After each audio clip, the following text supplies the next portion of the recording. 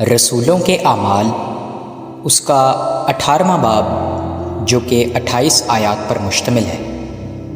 ان باتوں کے بعد پولوس اتھینے سے روانہ ہو کر کرنتھس میں آیا اور وہاں اس کو اکولا نام ایک یہودی ملا جو پنتس کی پیدائش تھا اور اپنی بیوی پرسکلا سمیت اطالیہ سے نیا آیا تھا، کیونکہ کلودیوس نے حکم دیا تھا کہ سب یہودی روما سے نکل جائیں۔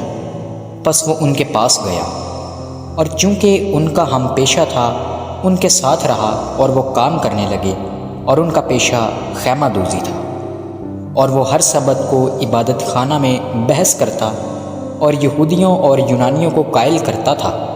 اور جب سلاس اور تموتھیوس مقدونیہ سے آئے تو پولوس کلام سنانے کے جوش سے مجبور ہو کر یہودیوں کے آگے گواہی دے رہا تھا کہ یسوع ہی مسیح ہے۔ جب لوگ مخالفت کرنے اور کفر بکنے لگے تو اس نے اپنے کپڑے جھاڑ کر ان سے کہا، تمہارا خون تمہاری ہی گردن پر، میں پاک ہوں، اب سے غیر قوموں کے پاس جاؤں گا۔ پس وہاں سے چلا گیا اور تیتس یوستس نام ایک خدا پرست کے گھر گیا جو عبادت خانہ سے ملا ہوا تھا، اور عبادت خانہ کا سردار کرسپس اپنے تمام گھرانے سمیت خداوند پر ایمان لایا، اور بہت سے کرنتھی سن کر ایمان لائے اور بپتسمہ لیا۔ اور خداوند نے رات کو رویا میں پولوس سے کہا، خوف نہ کر بلکہ کہے جا اور چپ نہ رہ، اس لیے کہ میں تیرے ساتھ ہوں، اور کوئی شخص تجھ پر حملہ کر کے ضرر نہ پہنچا سکے گا، کیونکہ اس شہر میں میرے بہت سے لوگ ہیں۔ پس وہ 1.5 برس ان میں رہ کر خدا کا کلام سکھاتا رہا۔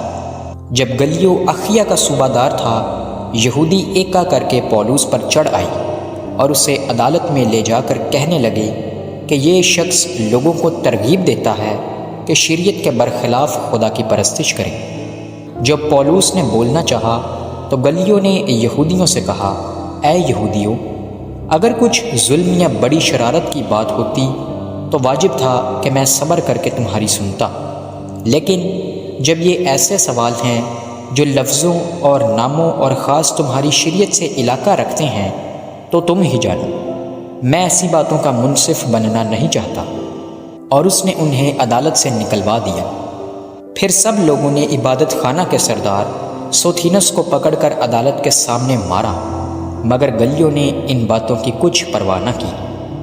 پس پولوس بہت دن وہاں رہ کر بھائیوں سے رخصت ہوا، اور چونکہ اس نے منت مانی تھی اس لیے کنخریا میں سر منڈایا اور جہاز پر سوریا کو روانہ ہوا، اور پرسکلا اور اکولا اس کے ساتھ تھے۔ اور افسوس میں پہنچ کر اس نے انہیں وہاں چھوڑا، اور آپ عبادت خانہ میں جا کر یہودیوں سے بحث کرنے لگا۔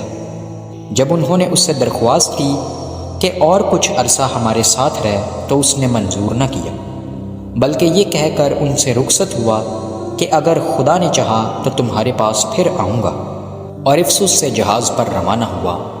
پھر کیسریا میں اتر کر یروشلم کو گیا اور کلیسیا کو سلام کر کے انطاکیہ میں آیا، اور چند روز رہ کر وہاں سے روانہ ہوا، اور ترتیب بار گلتیا کے علاقہ اور فروگیا سے گزرتا ہوا سب شاگردوں کو مضبوط کرتا گیا۔ پھر پلوس نام ایک یہودی اسکندریہ کی پیدائش، خوش تقریر اور کتاب مقدس کا ماہر افسوس میں پہنچا۔ اس شخص نے خداوند کی راہ کی تعلیم پائی تھی اور روحانی جوش سے کلام کرتا اور یسوع کی بابت صحیح تعلیم دیتا تھا، مگر صرف یوحنا ہی کے بپتسمہ سے واقف تھا۔ وہ عبادت خانہ میں دلیری سے بولنے لگا، مگر پرسکلا اور اکولا اس کی باتیں سن کر اسے اپنے گھر لے گئے اور اس کو خدا کی راہ اور زیادہ صحت سے بتائی۔ جب اس نے ارادہ کیا کہ پار اتر کر اخیا کو جائے تو بھائیوں نے اس کی ہمت بڑھا کر شاگردوں کو لکھا کہ اس سے اچھی طرح ملنا۔ اس نے وہاں پہنچ کر ان لوگوں کی بڑی مدد کی جو فضل کے سبب سے ایمان لائے تھے، کیونکہ وہ کتاب مقدس سے یسوع کا مسیح ہونا ثابت کر کے بڑے زور شور سے یہودیوں کو اعلانیہ قائل کرتا رہا۔ آمین۔